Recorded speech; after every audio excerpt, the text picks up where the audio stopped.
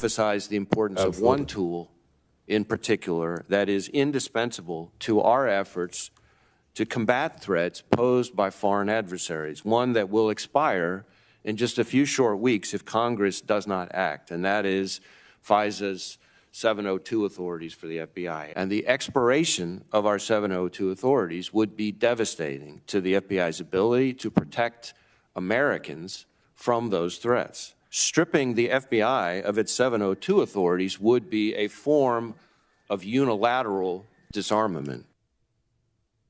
Man, that sounds pretty scary. Gosh, we better continue to give them all the authority in the world. You know what? Let's ask the congressman to even explain what the heck he's talking about. Joining me now, great congressman from Arizona, Congressman Andy Biggs. Okay, Andy, what's he talking about? What's this 702 authority? Is that a highway or something? What is it?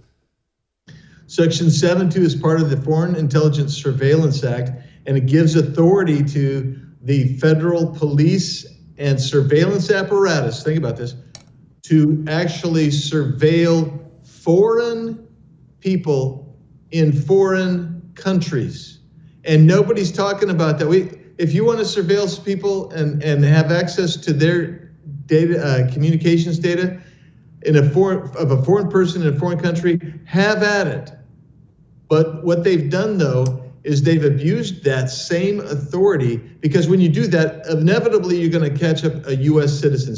They talk to somebody, they're in a database on a cell phone, maybe they sent an email or a text message or something, and they're a U.S.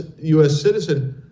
Well, what they don't bother to tell you is we want you to have a warrant.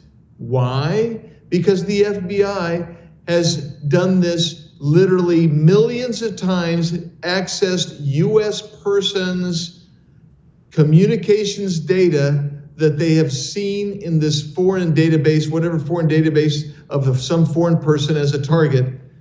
And they've done that millions of times, that the Inspector General has said, guess what? You guys have engaged in improper queries, which is another way of saying illegal searches. Congressman, what have they done with this information? Millions of times they have, I would say illegally, obtained private information, maybe mine, maybe yours. What have they been doing with this information they've been gathering on American citizens? Is J. Edgar Hoover still running things over there? He might as well be. In fact, he would have loved this program, because what the Inspector General's reported, and there's some independent watchdog groups that were set up at the time as well. What they've reported is that there's been sometimes a parallel use of that information. So it's kind of a backdoor search. So they find you and they say, oh, we think this guy might be a criminal. So they're looking at you without that warrant, and they look to see if they can build a criminal case, and then they see if they can build it up with non-702 data and information and evidence, so nobody will ever even know, ostensibly, that they used that 702 evidence as the predicate to go after you. And so we've got people here in Congress that are saying, oh, Andy, we're gonna have a problem. We're not telling you that you can't continue to target a foreign person on foreign soil, and that you can build these databases. We're just saying, once you start going down the rabbit hole on U.S. persons, guess what? You got to have a Fourth Amendment search warrant. Congressman, how many of your colleagues in Congress are with you on your very correct way of thinking? Please tell me there are some Democrats, although I'm not hopeful on that, but at least Republicans, tell me they're at least universal in acknowledging the FBI is after them now. So the Democrats, I think we actually have the majority of the Democrats agree with me and are going to support my bill if we can get it voted on the floor. I do think ultimately we have a chance to get the majority of the Republicans, but they're not universally with me. Jesse, what they're doing instead, actually, there's a cadre, the Intelligence Committee right now in the Congress. Republicans are trying to send scaring messages to my colleagues. Everything from if the Biggs bill passes, we'll be protecting illegal immigrants to this is going to result in a terrorist attack that we won't be able to detect because we can't get this information.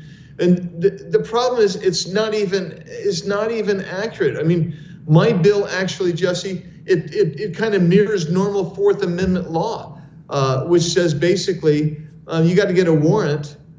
But if there's some kind of exigent circumstance and you suspect or have a legitimate reason to believe that somebody is in immediate peril, you can go ahead and make that search until things calm down. But then you're going to have to justify that, right? But it's got to be transparent. The problem with this, Jesse, is it all takes place in a secret court. A secret court that you have to hope that somebody is going to report on and give us information. So for years, people didn't know, they suspected, but they didn't know until the Inspector General for the Department of Justice said, hey, big problems here, a lot of problems going on. And no, we do not have universal Republican support. It is frustrating to me, and the Speaker is actually undermining us a bit as well.